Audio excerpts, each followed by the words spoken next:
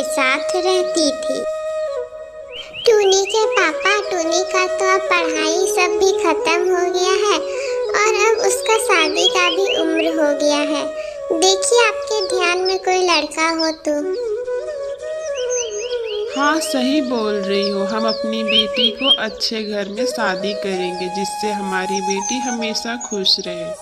चलो ठीक है, अब मैं काम पर जाता हूँ।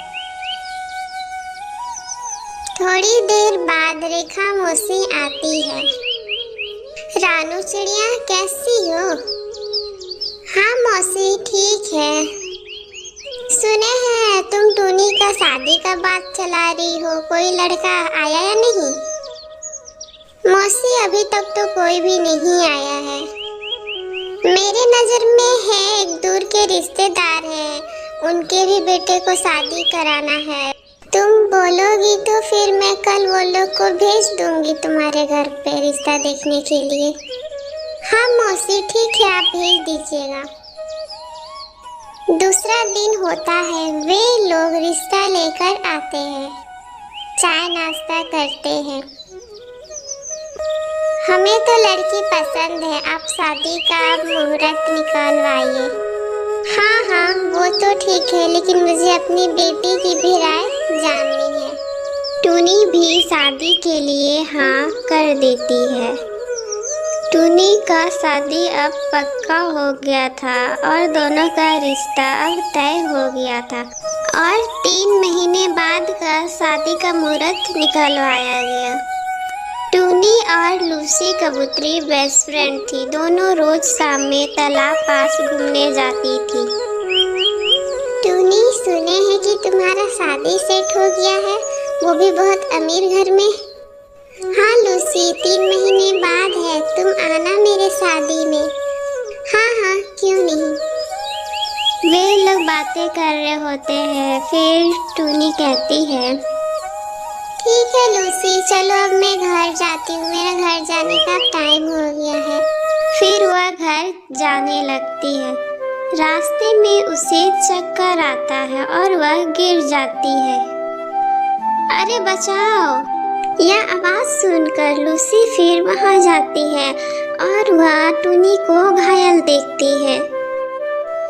इस हादसे में उसका एक पंख टूट गया था।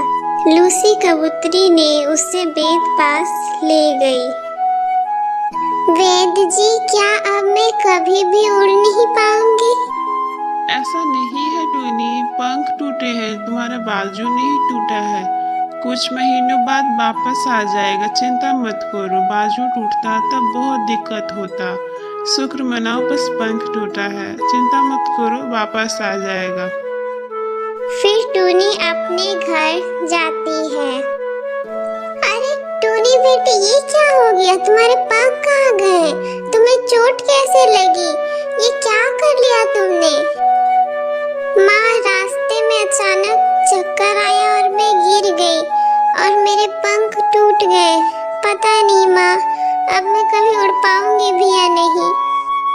बेटी ये तुमने क्या कर लिया? अगर लड़के लोग वाले को पता चला तो कहीं वे रिश्ता ना तोड़ दे। इतना मेहनत से ये रिश्ता पक्का हुआ है। तभी वहाँ कालू कौवा अपनी माँ के साथ डेट फिक्स करने आता है, लेकिन उसका टूटा पंख देखकर कहते हैं तुम्हारा ये पंख कैसे टूट गया? अब तुम कभी उड़ नहीं पाओगी। मुझे बिना पंख वाली से शादी नहीं करना है। हाँ हाँ मुझे भी बिना पंख वाली बहू नहीं चाहिए। हम लोग बहुत अमीर हैं, सब लोग क्या बोलेंगे तुम्हारी बहू बिना पंख वाली जो उड़ नहीं सकती। हमें ये शादी नहीं करना है। नहीं नहीं आप लोग ऐसा मत बोलिए, इसके पंख टूटे हैं, कुछ महीनों में वापस आ जाएंगे। नहीं नहीं मुझे कोई भरोसा नहीं है, हमें ये रिश्ता नहीं कर रखना है, हम ये रिश्ता तोड़ देते हैं। ऐसा कहकर वे लोग रिश्ता तोड़कर वहां से चली जाती है। अरे अब क्या होगा? अब मेरी बेटी से कौन शादी करेगा? टूनी ये तुमने क्या कर लिया? सब लोग फिर उदास हो जाती है। काफी दिन बीत जाते हैं। टूनी लूसी कबूतरी के साथ उदास होकर तालाब पास बैठी थी। फिर कालू कौवा वहाँ पर अपनी मिंकी के साथ आता है और कहता है, देखो टूनी, मैंने दूसरा शादी तय कर लिया है और ये मिंकी है। देखो, ये तो तुमसे भी बहुत सुंदर है। लेकिन घमंडी कौवे को पता नहीं था कि मिंकी भी उसी की तरह घमंडी ही थी। चलो अब हम लोग चलते हैं। टूनी, तुम उदास मत हो, सब ठीक हो जाएगा। टूनी, चिंता मत करो। क्या ठीक होगा लूसी? 1 महीने हो गए हैं, मेरे पंख अभी तक नहीं आए हैं। अब मैं क्या करूंगी? चलो तुम मेरे घर चलो, मेरे घर बहुत सारे मेहमान आए हैं और शहर से आए, गांव देखने के लिए आए हैं। चलो तुमको वो लोग से मिलवाते हैं, तुमको अच्छा लगेगा। नहीं लूसी, मुझे कहीं भी नहीं जाना है, मुझे कहीं जाने का मन नहीं है। तभी वहाँ पर लूसी को बुलाने के लिए उसके दूर के मेहमान टोना चिड़ा आता है।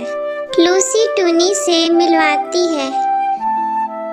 देखो, ये है टूनी, मेरी दोस्त है।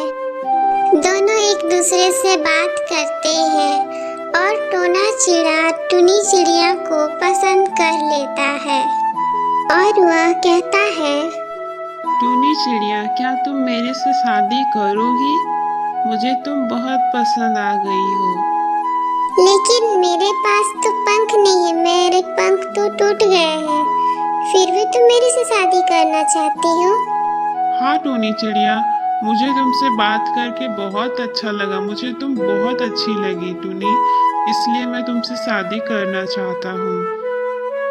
टूनी भी टोना चिड़िया को पसंद कर लेती है और वे दोनों का शादी तय हो जाता है और टूनी के पंख भी आ जाते हैं।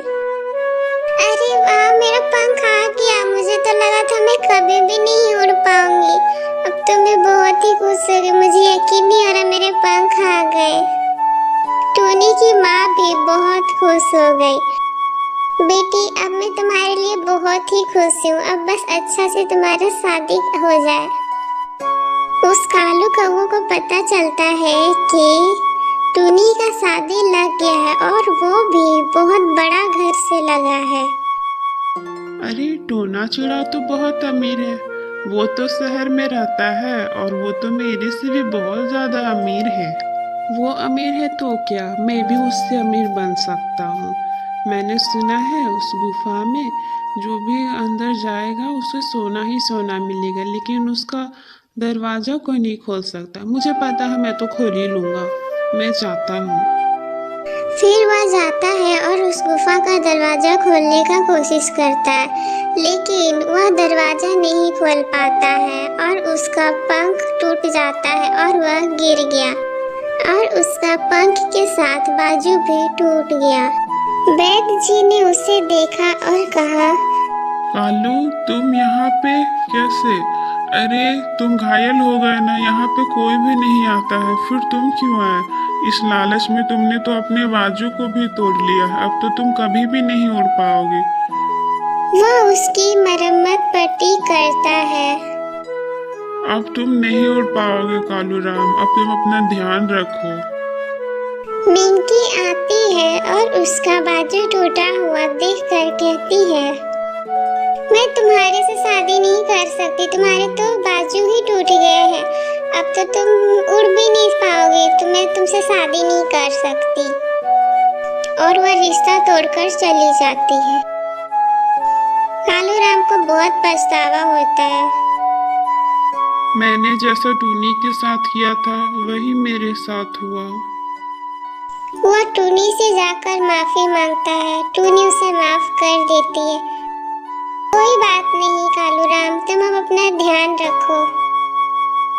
फिर टूनी और टोना चिड़ा का शादी हो जाता है।